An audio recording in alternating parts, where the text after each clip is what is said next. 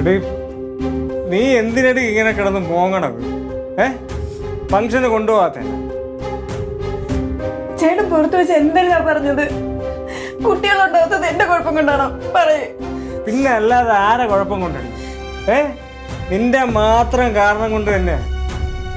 പച്ച മലയാളത്തിൽ പറഞ്ഞ എനിക്ക് നിന്നെ കണ്ട ഒന്നും തോന്നൂല. പിന്നെ ഞാൻ എന്തിനാ ഈ വീട്ടില് എന്നെ എന്റെ വീട്ടിൽ കൊണ്ടാക്കിയത്? നിന്നെ എന്തിനു കൊണ്ടാക്കണം? നിനക്ക് പൊക്കൂടെ?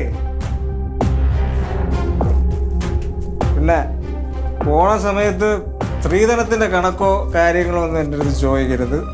ചിലവായി പോയി. അത് നീ എന്താന്ന് വെച്ചാൽ ചെയ്യും.